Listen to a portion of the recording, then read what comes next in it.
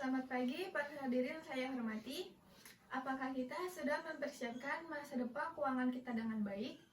Hari ini saya Navia Ramadanti. Berdirinya saya di sini ingin mengajak kita semua merenungkan bagaimana langkah kecil yang kita ambil sekarang bisa menjadi kunci kesuksesan finansial di masa depan. Saya mengucapkan salam sejahtera untuk kita semua dan terima kasih atas kesempatan yang diberikan untuk berbicara soal investasi. Apa itu investasi? Investasi adalah cara kita menempatkan uang supaya bisa berkembang seiring waktu.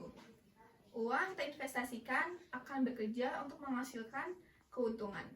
Bayangkan kamu menanam benih yang kelak tumbuh menjadi pohon besar dengan buah yang melimpah. Investasi juga berarti memanfaatkan peluang untuk mendapatkan keuntungan dari uang yang kita miliki. Selain itu, investasi membantu kita menghadapi inflasi, yaitu kenaikan harga barang dan jasa yang bisa menggerus nilai tabungan biasa. Jadi, investasi adalah cara pintar agar uang kita tetap tumbuh dan tidak kehilangan daya beli. Selain keuntungan finansial, investasi juga mengajarkan kita untuk tetap bersabar dan berpikir jangka panjang. Lalu, mengapa harus mulai investasi sejak muda? Mulai investasi sejak usia muda memberi kamu kesempatan besar untuk memaksimalkan hasil. Waktu adalah kunci utama dalam investasi. Semakin lama kamu berinvestasi, semakin banyak hasil yang bisa kamu dapatkan. Ini sama seperti membangun fondasi yang kuat sejak dini agar rumahmu kokoh berdiri di masa depan. Generasi muda seperti kita punya banyak waktu panjang untuk belajar dari pengalaman investasi. Jika suatu saat ada risiko atau kerugian, kita punya kesempatan untuk bangkit dan memperbaikinya. Selain itu, memulai investasi sejak muda membentuk disiplin keuangan yang baik agar berguna sepanjang hidup. Dengan mulai dari awal, kita akan mengurangi beban finansial di masa tua karena sudah punya sumber pendapatan pasif dari investasi yang kita bangun sejak dulu.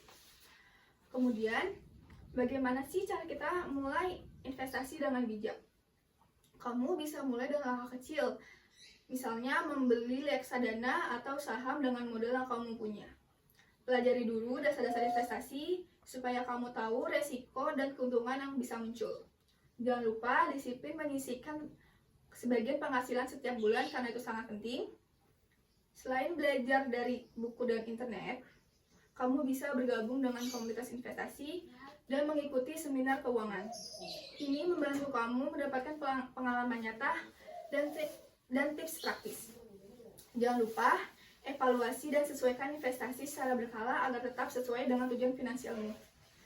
Dengan disiplin dan pengetahuan, investasi dapat menjadi alat yang sangat ampuh untuk tetap mencapai kebebasan finansial.